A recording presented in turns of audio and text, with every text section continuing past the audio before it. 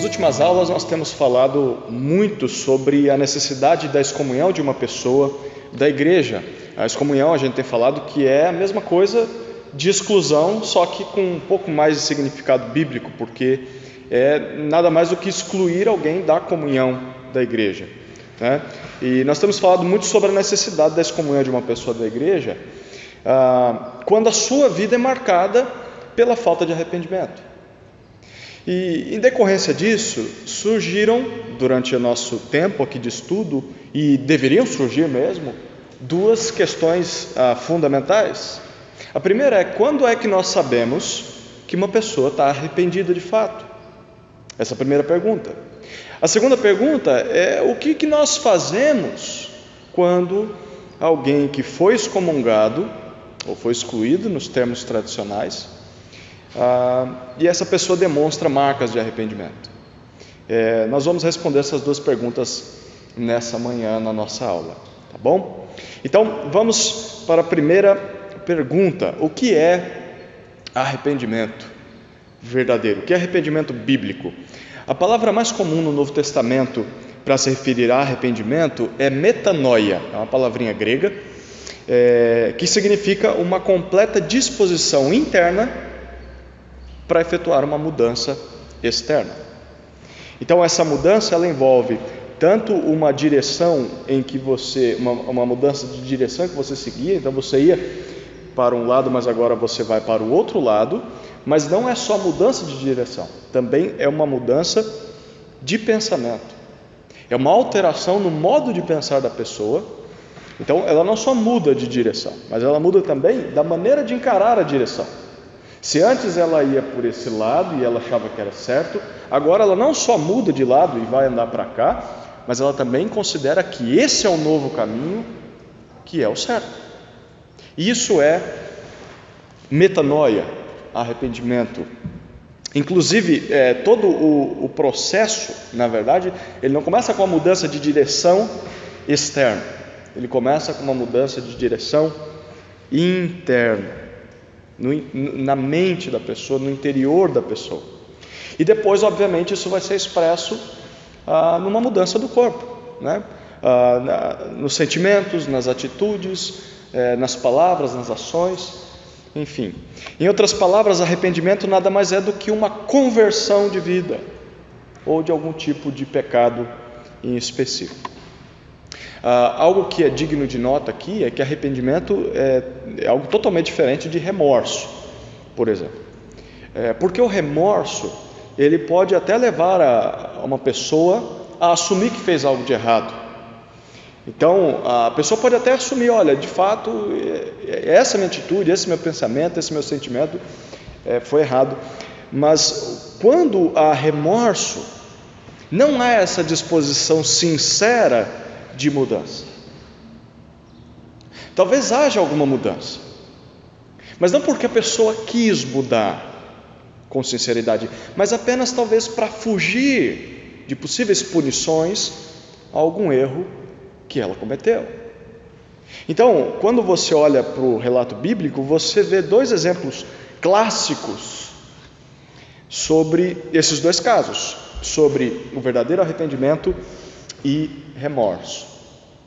Nós temos, em primeiro lugar, a traição de Judas, que é descrita para nós em Mateus 27. E em segundo lugar, nós temos a negação de Pedro, que também está em Mateus, só que aí um capítulo anterior a capítulo 26. Eu queria que você abrisse sua Bíblia então em Mateus capítulo 27. Nós vamos primeiro olhar para a traição de Judas e depois para a negação de Pedro, e vamos observar esses detalhes de verdadeiro arrependimento e de um falso arrependimento que é apenas remorso, ok? Então abra sua Bíblia aí em Mateus capítulo 27, versículos 3 até 5. Mateus capítulo 27, versos 3 até 5. O texto diz assim: então Judas, aquele que o traíra, vendo que Jesus fora condenado, sentiu remorso e devolveu as 30 moedas de prata aos líderes religiosos, dizendo: pequei, traindo sangue inocente. Eles responderam: que nos importa? Isso é problema teu. E depois de atirar as moedas de prata para dentro do santuário, retirou-se e foi enforcar-se. Essa aqui é a descrição da traição, ou melhor, a traição de Judas. Perceba que após ter traído Jesus e visto que Jesus seria morto, Judas, ele em certo sentido, ele muda de atitude. Ele volta até aqueles homens aos quais ele tinha entregado Jesus por 30 moedas de prata, e ele diz: olha, eu quero devolver as moedas, eu pequei, traindo sangue inocente. Mas perceba um detalhe no versículo 3. Nós temos acesso ao sentimento de Judas.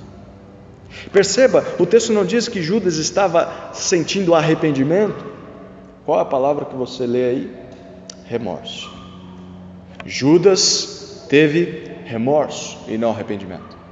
Tanto é fato que quando ele vê que é impossível que aqueles líderes recebam aquele valor, Judas sai e vai se enforcar, quer se matar. Ele não quer consertar o que fez, ele só quer se livrar das consequências do seu ato. Essa é a primeira descrição, a traição de Judas. Agora eu quero te convidar a abrir para a segunda descrição, que é a negação de Pedro. Em Mateus mesmo, capítulo 26, um pouco antes, Mateus 26, versículo 75. Mateus 26, 75. Você lembra dessa história? Pedro havia negado a Jesus porque ele anteriormente tinha dito para Jesus: olha, ainda que todos te abandonem, eu não, se for preciso morrer pelo Senhor, eu vou morrer pelo Senhor. E Jesus disse: Pedro, não é bem por aí não, Pedro. Você pode achar que me ama dessa maneira, mas você vai me negar nessa mesma noite, 3 vezes antes que o galo cante.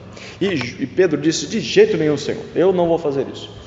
E Jesus de fato é traído por Judas.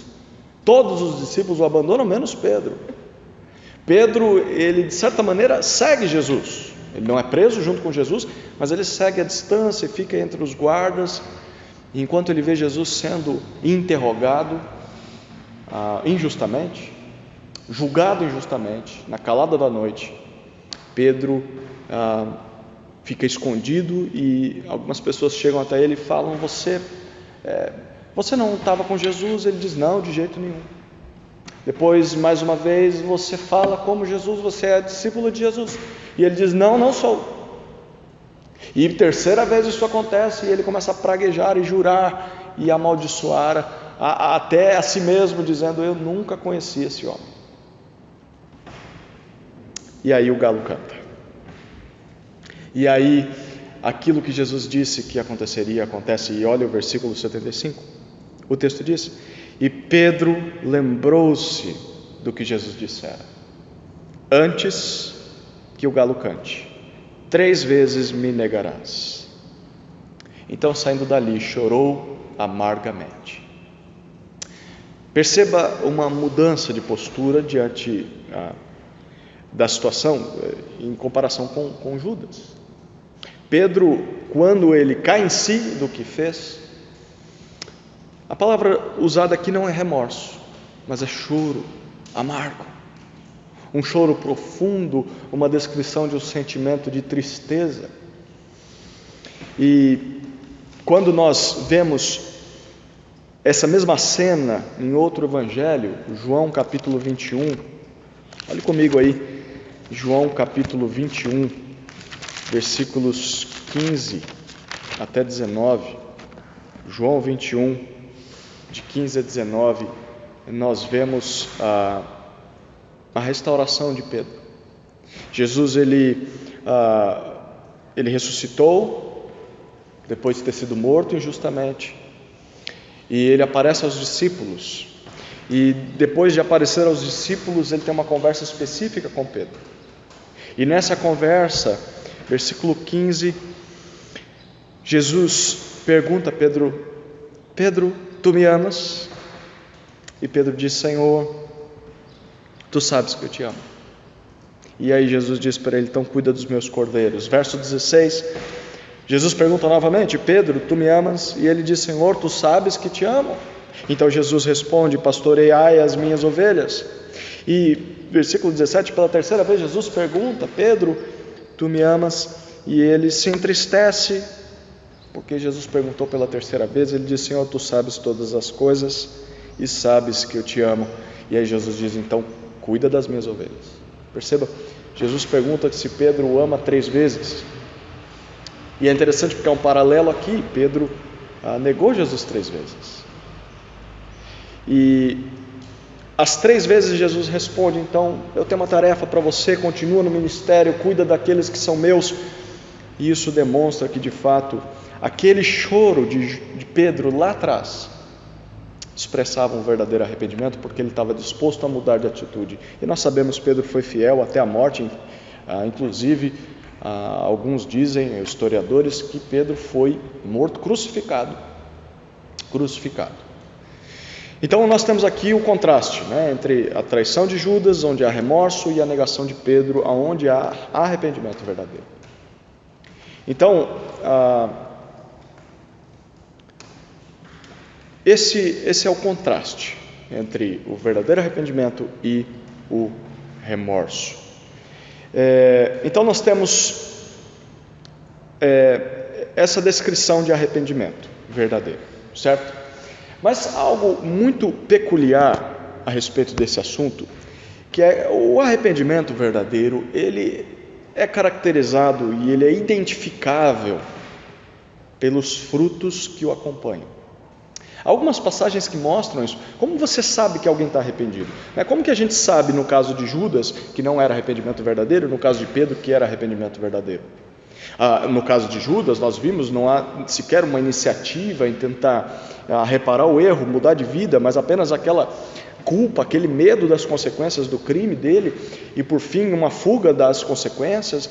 E no caso de Pedro, nós vemos choro pelo pecado, nós vemos uma iniciativa de continuar seguindo a Jesus, mesmo com suas dificuldades, e nós vemos um homem que diz: Jesus, tu sabes que eu te amo, mas eu sou falho. Então, que frutos acompanham o verdadeiro arrependimento? A gente vai olhar para 2 passagens que mostram isso. A primeira está em Mateus, capítulo 3, versículo 8. Abra sua Bíblia aí, Mateus, capítulo 3, versículo 8.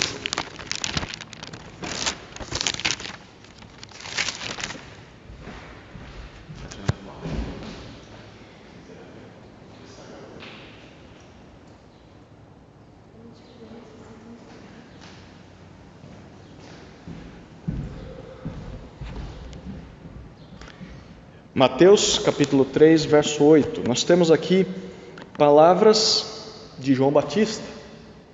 João Batista, ele começou a pregar, anunciando que viria o Messias, Jesus Cristo, e os judeus foram até ele, estavam sendo batizados, se arrependendo dos seus pecados, esperando vir o Messias mesmo. Só que aí apareceram alguns dos fariseus, que eram os mestres religiosos na época, que se achavam muito importantes, muito melhores que os outros. E aí, na verdade, eles não estavam lá muito interessados em se arrepender. Eles queriam ver o que João estava dizendo, porque João não era credenciado, pelos seminários da época e tal. E aí olha o que João Batista diz para eles, versículo 8: produzi fruto próprio de arrependimento. Antes, no versículo 7, ele diz: raça de víboras, quem vos ensinou a fugir da ira vindoura? João Batista está dizendo: vocês não estão arrependidos, vocês estão aqui por outros motivos, vocês deveriam produzir frutos próprios de arrependimento.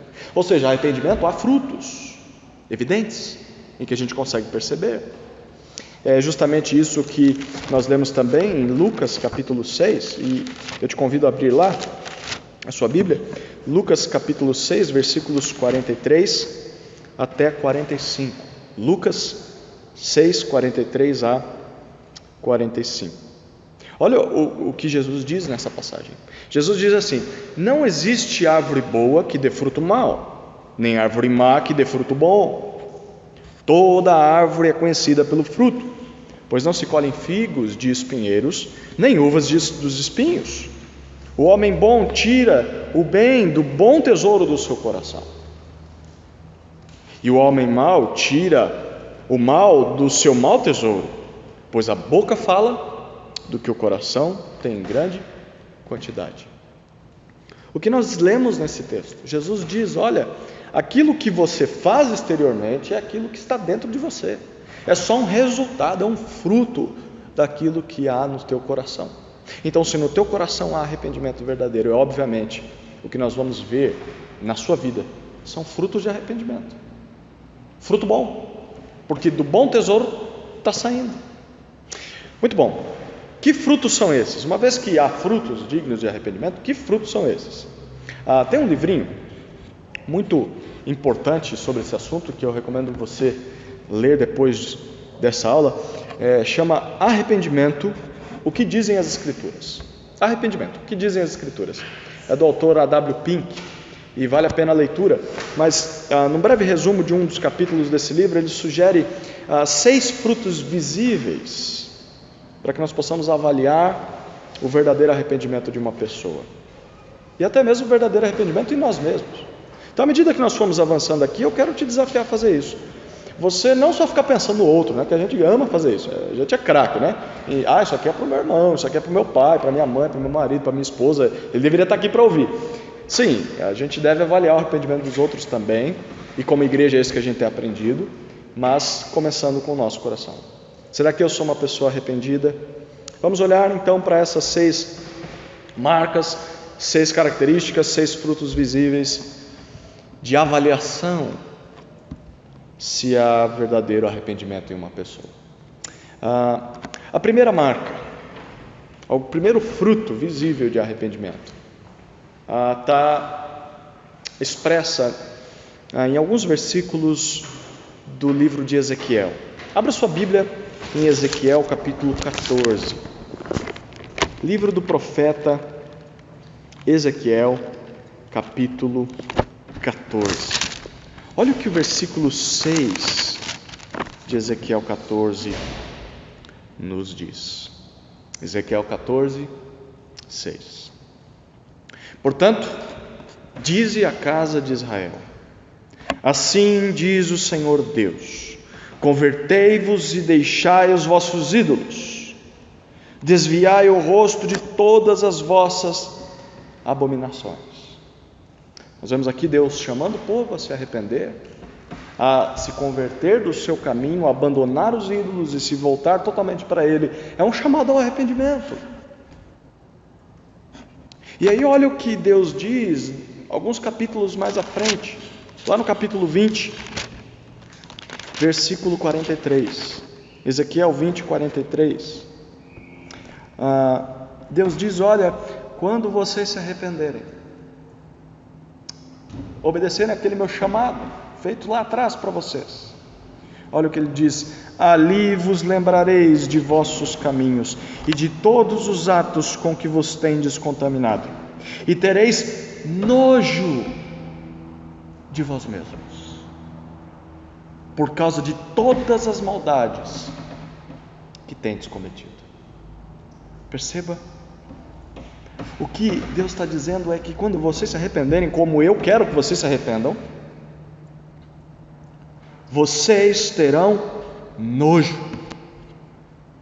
de si mesmos, nojo, repulsa do seu pecado. A primeira marca, o primeiro fruto visível de um verdadeiro arrependimento é o ódio, o nojo pelo pecado. E não é só um ódio por este ou aquele pecado, mas por todos os pecados, e em especial pela própria origem do pecado, a nossa vontade, o nojo de mim mesmo. A ideia é você odiar o pecado pelo que ele é, e não só por causa das consequências dele. Eu tenho nojo, eu odeio o pecado não só porque ele me afastou da minha família, não só porque ele me fez ter uma grande dívida, não só porque ele me fez passar vergonha. Sim, por essas coisas, mas principalmente porque é pecado. Aquele que se arrependeu de verdade, antes ele não achava que a santidade era algo atraente, mas agora ele pensa diferente. Antes ele encarava a vida de autossatisfação como algo muito prazeroso, mais prazeroso do que tudo, mas agora ele está determinado a abandonar para sempre todo o pecado. O primeiro fruto visível de verdadeiro arrependimento é o ódio pelo pecado. O segundo fruto está descrito para nós em 2 aos Coríntios, capítulo 7, versículos 9 e 10. Segunda carta de Paulo aos Coríntios, capítulo 7, versículos 9 e 10. O segundo fruto do verdadeiro arrependimento é a tristeza pelo pecado. A tristeza pelo pecado. Olha o que o apóstolo Paulo diz nesse texto. Agora me alegro, não porque fostes entristecidos, mas porque fostes entristecidos visando ao arrependimento. Pois fostes entristecidos segundo a vontade de Deus, para que não sofresseis dano algum por nossa causa. Pois a tristeza segundo a vontade de Deus produz o arrependimento, que conduz à salvação, o qual não traz remorso, mas a tristeza do mundo traz a morte. Olha o que o apóstolo Paulo está dizendo, gente, eu estou tão feliz porque vocês ficaram tristes, mas não porque vocês ficaram tristes, mas porque a tristeza de vocês foi uma tristeza que visava o arrependimento, e vocês foram entristecidos segundo a vontade de Deus. Olha que interessante, Paulo está dizendo, Deus tem vontade de te ver triste, diferente do que muitos dizem por aí, né? Sim, Deus tem vontade de te ver triste em relação ao pecado, a tristeza em praticar o pecado. E ele diz por quê? Porque isso conduz ao arrependimento, e o arrependimento conduz à salvação, e não há remorso nele. Mas a tristeza segundo o mundo, que só se lamenta porque viu as consequências ou porque vai ser privado de algo, isso traz morte, não conduz ao arrependimento, é o remorso. A tristeza segundo o mundo é o remorso. Então, o que Paulo está dizendo é que a tristeza segundo Deus produz arrependimento, é uma tristeza não pelo medo do juízo de Deus, mas por ter ofendido quem Deus é. É uma tristeza por ter desprezado ao Senhor, por ter se rebelado contra a sua autoridade e sido indiferente à sua glória. Portanto, aquele que não se entristece pelo pecado, se deleita no pecado. Não tem meio termo aí. O verdadeiro arrependimento surge de um profundo senso de ter desconsiderado a Deus, de ter vivido em rebeldia contra Deus. Essa é o segundo fruto, a segunda marca do verdadeiro arrependimento. O terceiro fruto evidente de um verdadeiro arrependimento nós encontramos em Provérbios 28, 13. E eu te convido a abrir sua Bíblia aí, então, Provérbios capítulo 28, versículo 13. Provérbios 28, 13. A terceira marca, o terceiro fruto do verdadeiro arrependimento é a confissão de pecados. A confissão de pecados. Acompanhe comigo a leitura do texto. Olha o que o texto diz. Quem encobre suas transgressões jamais prosperará, mas quem as confessa e as abandona alcançará misericórdia. Olha o que Provérbios está nos dizendo. Olha, aquele que guarda, aquele que cobre, que protege, que esconde os seus pecados, nunca prospera. Vai ser uma vida de tristeza, dureza, aflições, mas há muito proveito em confessá-las, concordar com Deus de que elas foram atitudes erradas, confessar com Deus, concordar com Deus de que aquilo foi pecaminoso e abandona essas coisas, o proveito está em alcançar misericórdia. Tudo aquilo que nós queremos é graça, é perdão. Confessar e abandonar.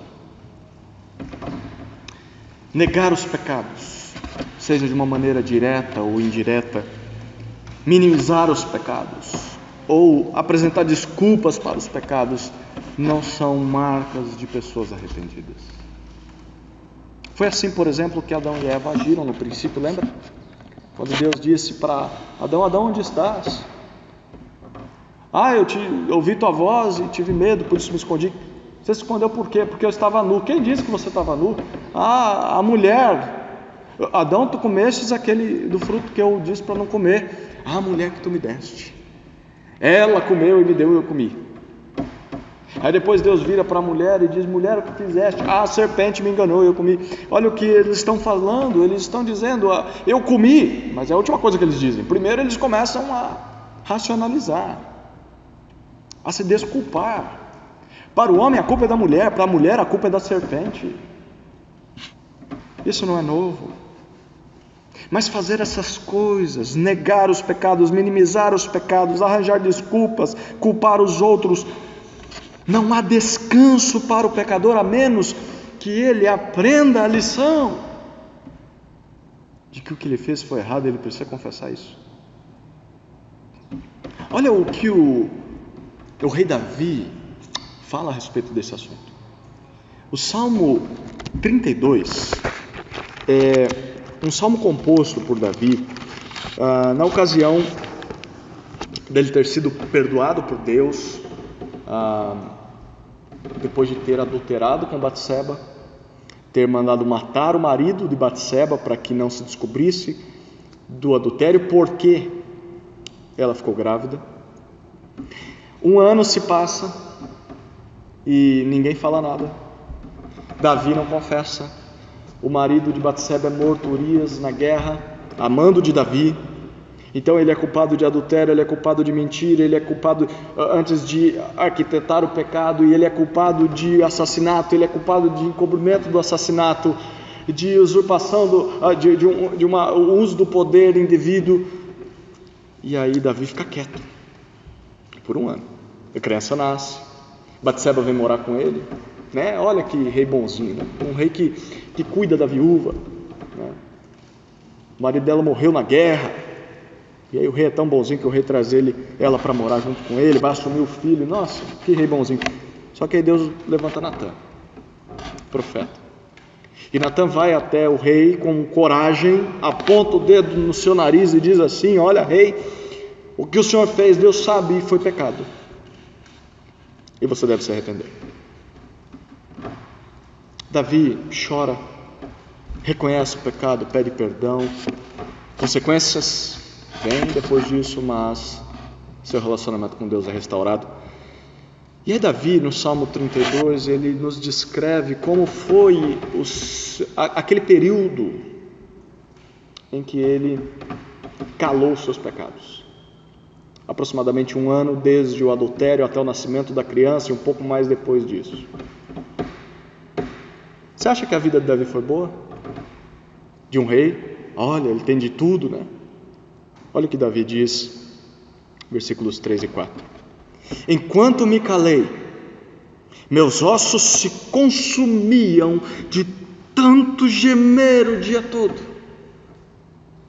porque tua mão pesava sobre mim de dia e de noite, meu vigor se esgotou como no calor da seca. Interessante, né? 9 meses e mais alguns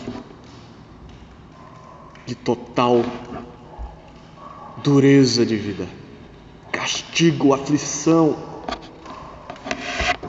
E Davi diz: olha, eu precisava falar. Enquanto eu me calava, parecia que eu estava morrendo. Era interno, algo aqui dentro. Nós esperamos ver confissão de pecados em alguém que se arrependeu de verdade. E confessar pecados não significa só dizer assim, perdoa por todos os meus pecados, eu me arrependo de todos eles. Não, confessar pecados significa chamá-los por seus nomes.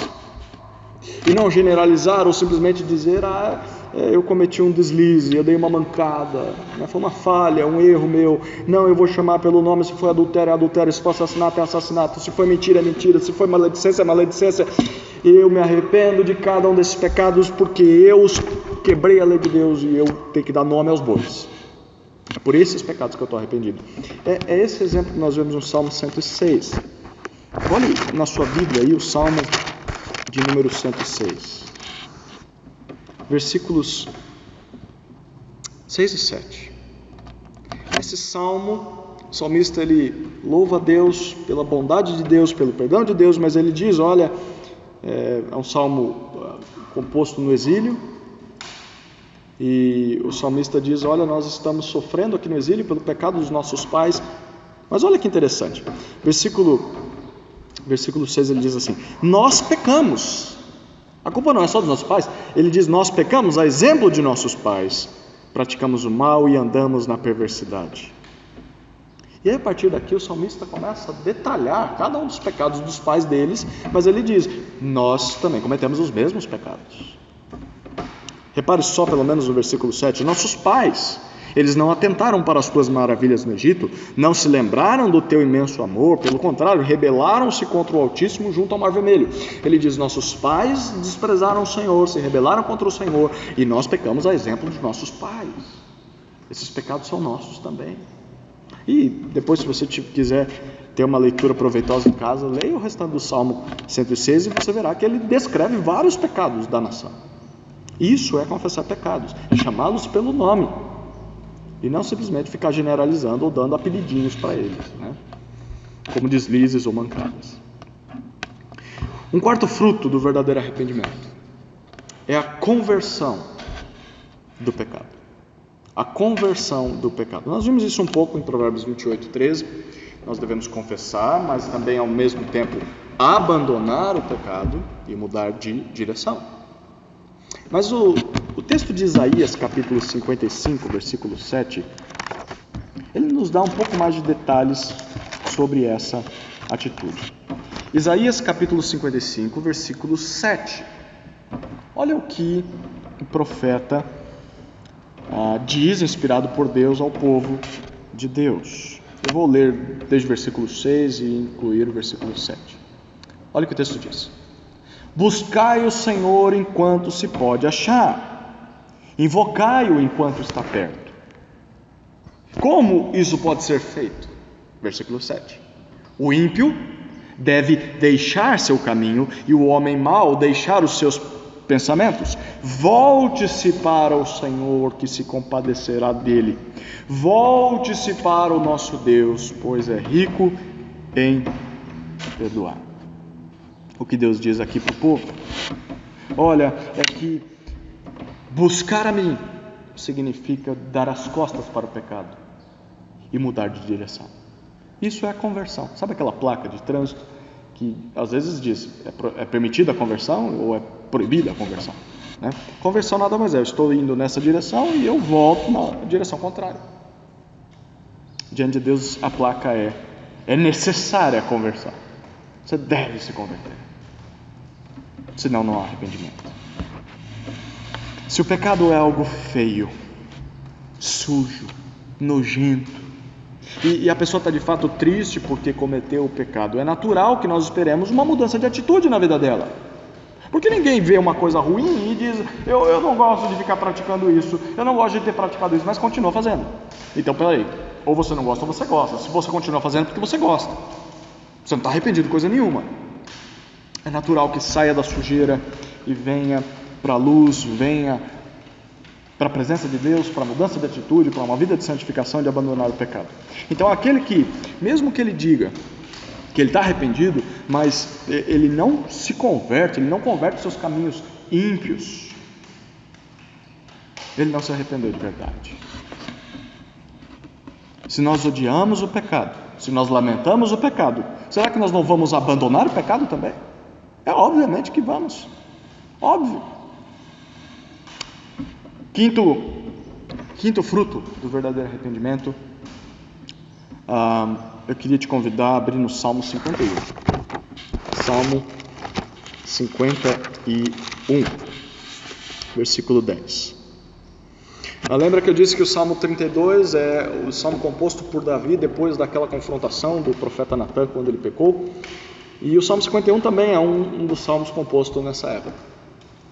E nesse salmo, Davi também expressa o coração dele, o pedido de perdão a Deus, e ele tem um desejo interessante, expresso no verso 10, que também revela um coração verdadeiramente arrependido. Olha o que o versículo 10 diz: ó Deus, cria em mim um coração puro e renova em mim um espírito inabalável. O quinto fruto do verdadeiro arrependimento é a restituição do pecado. A restituição do pecado.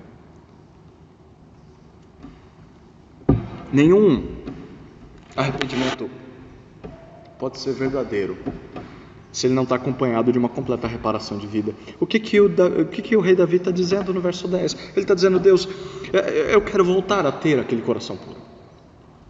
Eu quero ter renovado em mim aquele espírito inabalável que eu tinha antes de cometer esse pecado. Quando a restituição é necessária e é possível, é natural nós vemos ela acontecendo na vida de alguém que diz estar arrependido. A pessoa quer consertar o estrago, ela quer voltar ao que era antes, ela quer reconquistar a confiança, ela quer pagar o dano. Então,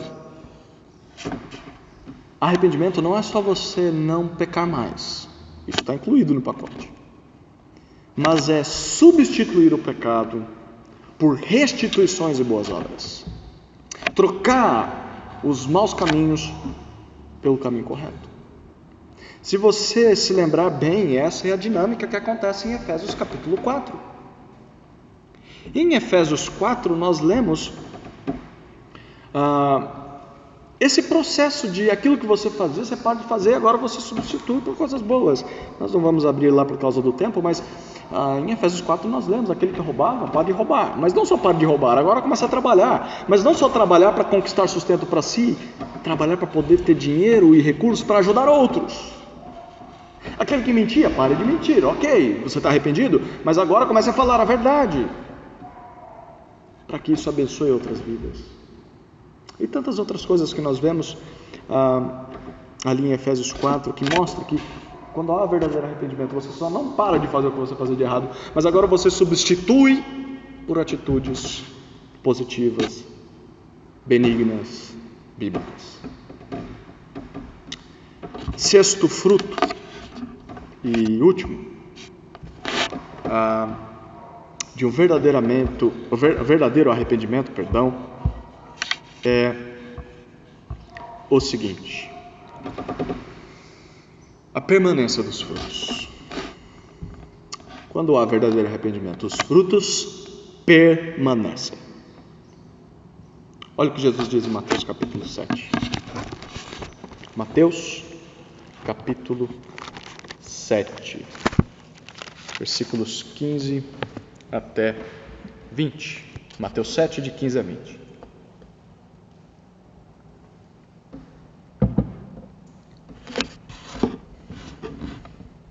Cuidado com os falsos profetas, que vêm a vós disfarçados em pele de ovelha, mas interiormente são lobos devoradores. Pelos frutos os conhecereis. Por acaso colhem-se uvas de espinheiros ou figos de plantas com espinhos? Assim, toda árvore boa produz bons frutos, porém a árvore má produz frutos maus. Uma árvore boa não pode dar frutos maus, nem uma árvore má pode dar frutos bons. Toda árvore que não produz fruto bom é cortada e lançada no fogo. Portanto, olha que interessante, vós os conhecereis pelos frutos.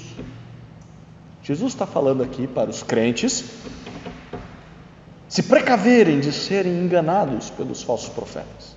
E como é que eu percebo Quem é um falso profeta? Sim, pelo falso ensino? Sim, correto. Mas tem uma evidência mais clara na sua vida. Os frutos da sua vida mostram que eles de fato são falsos mestres, falsos crentes, falsos arrependidos. A marca para que a gente possa identificar um falso arrependimento é pelos frutos que nós vamos ver à medida que o tempo passa naquela vida. Jesus nos diz que quem vive no pecado, olha que interessante, olha o que a Bíblia diz, sobre alguém que vive no pecado e não muda, não tem frutos que permaneçam.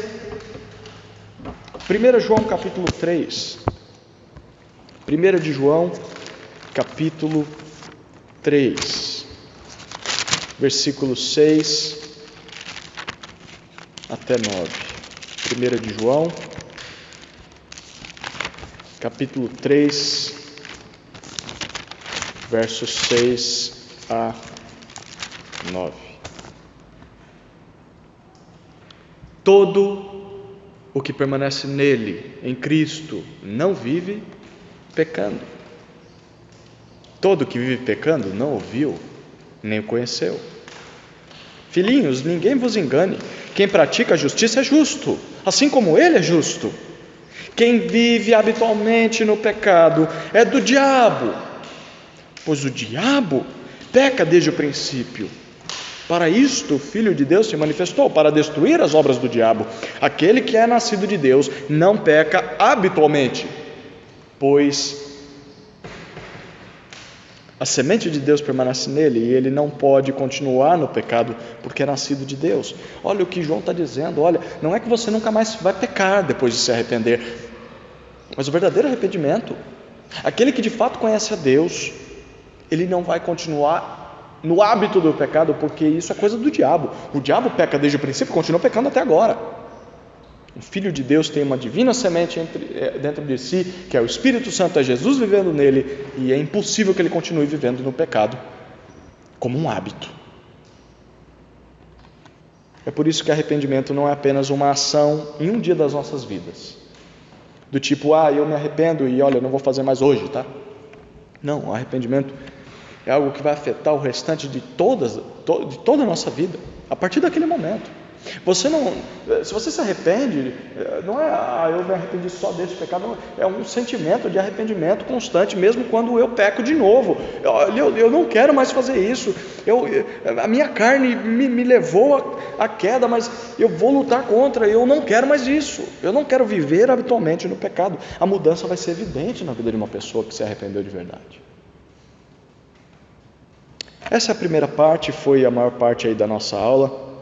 Nós vamos respondemos então o que é arrependimento, e agora nós vamos responder a segunda pergunta de uma maneira mais rápida, como funciona a restauração de alguém que está arrependido. E aqui talvez você poderia encarar essa segunda parte como uma conclusão à nossa aula, tá bom? Então vamos para a segunda pergunta, como funciona a restauração? Eu vi esses frutos na vida de alguém, tá?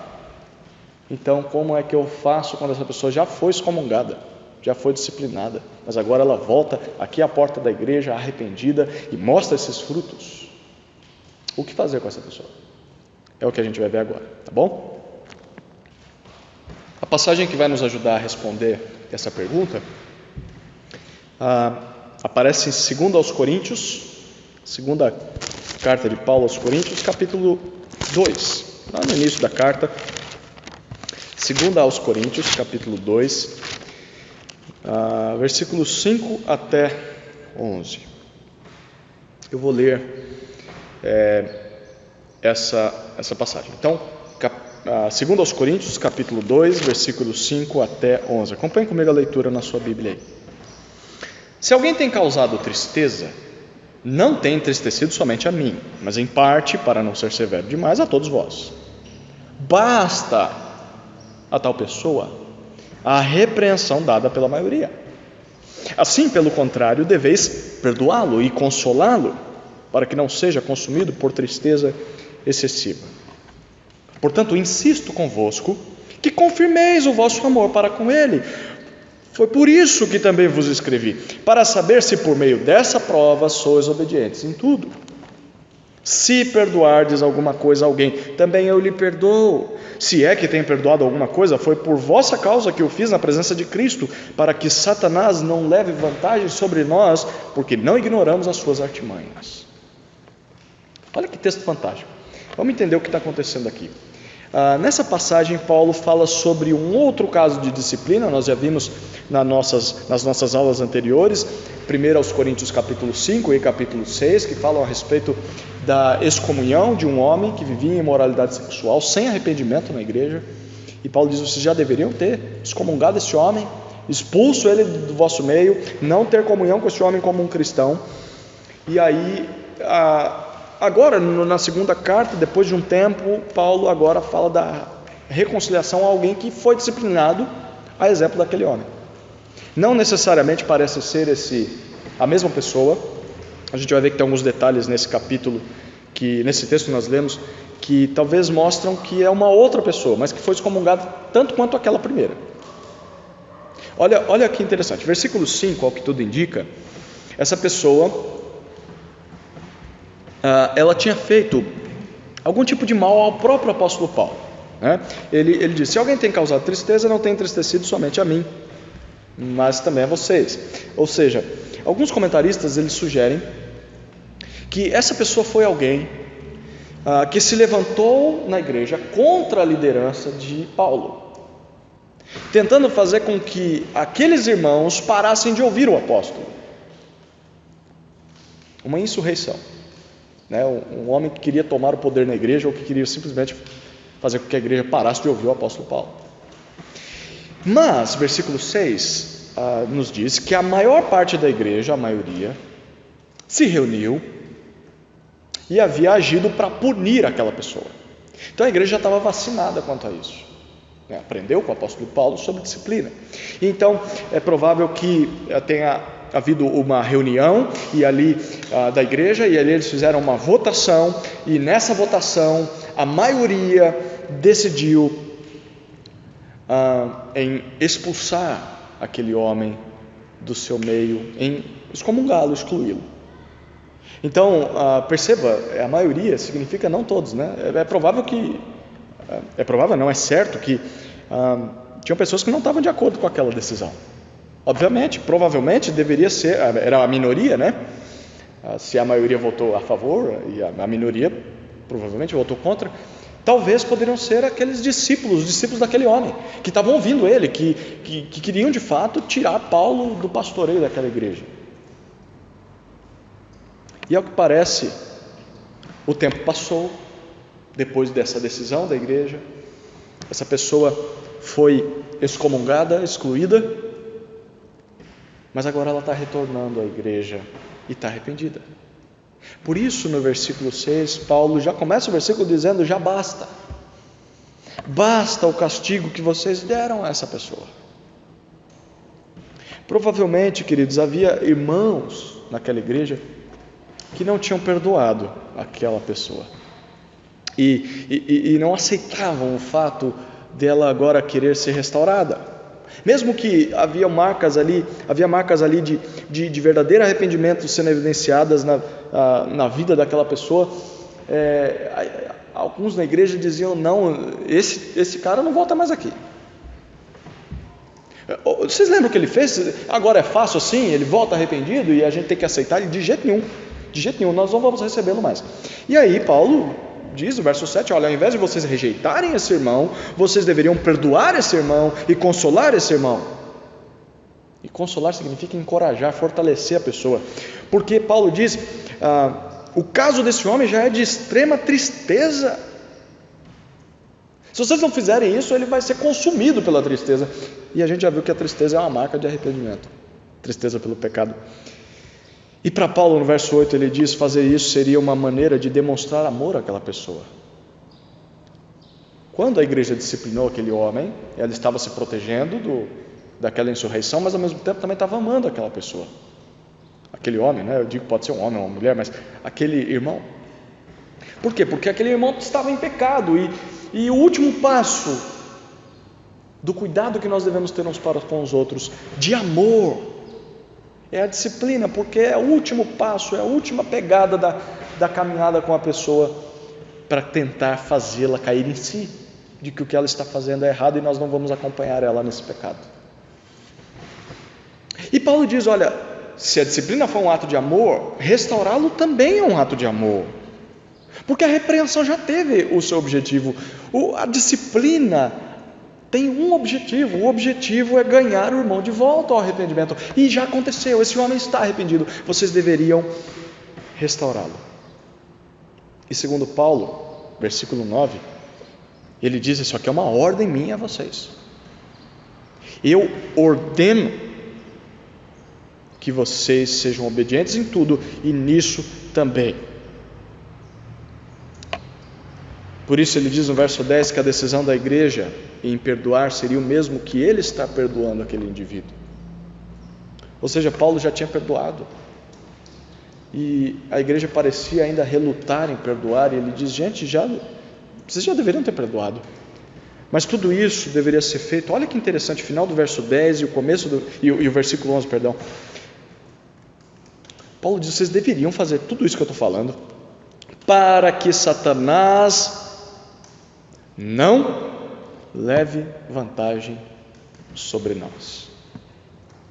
Olha que interessante. A igreja que não perdoa está ignorando os desígnios, as artimanhas do inimigo. E essas artimanhas são justamente ataques para fazer com que aquela igreja seja rancorosa, seja dividida e não perdoe, não ame. É muito sério. Portanto, a restauração nada mais é do que o ato de a igreja declarar perdão à pessoa que foi excomungada e confirmar novamente a sua cidadania no reino de Deus. Ela é cidadã do reino porque ela demonstra arrependimento. Não tem sentido nenhum nós não considerarmos ela como uma cidadã do reino, mas traga de volta. Vamos restaurá-la. Tem áreas para trabalhar na vida? Vamos trabalhar, mas ela está arrependida. Nós já vimos isso. Eu quero dar uma última palavra a respeito de quando, na ocasião em que a restauração na igreja deve ocorrer. Quando é que nós devemos, então, restaurar uma pessoa? A resposta é simples. Quando o pecador se arrepender. E não só quando ele disser que está arrependido, isso é importante. É quando a igreja ela estiver convencida de que o arrependimento daquela pessoa de fato é real. E perguntei para vocês, quando é que a igreja pode estar convencida de que alguém de fato se arrependeu? De que o arrependimento dessa pessoa é verdadeiro? Quando ela vê frutos de arrependimento na sua vida. Então, é claro que os frutos de arrependimento, eles nem sempre são todos claramente visíveis. Há casos que sim, por exemplo, o marido que abandonou a esposa. Qual é uma marca clara de arrependimento? É que ele volte a morar com a esposa. Né? Claro que eles vão ter que resolver o seu relacionamento, mas a primeira coisa, eu sair de casa, eu volto para casa, né? Eu me arrependo de ter abandonado minha esposa, mas há outras ocasiões em que essas marcas, esses frutos, eles não são tão mensuráveis, como por exemplo, uma pessoa pega em um ciclo de vício, né? Pornografia, ou drogas, enfim, a melhora dessa pessoa pode não ser completa agora, mas ao avaliarmos o arrependimento dela, nós veremos que há indícios de que ela está lutando contra o pecado e que ela de fato está melhor do que antes. Então, é claro que cada caso é um caso e nós devemos ter muita sabedoria para lidar com isso, mas a igreja deve restaurar o pecador arrependido quando ela estiver convencida de que fato o arrependimento dele é real. E como ela sabe disso? Quando ela observar os frutos de arrependimento. Que nós possamos ser uma igreja que pratica a disciplina bíblica, mas ao mesmo tempo também pratica a reconciliação bíblica. Sejamos pessoas verdadeiramente arrependidas e dispostas a perdoar outras pessoas verdadeiramente arrependidas. Amém, queridos? Amém.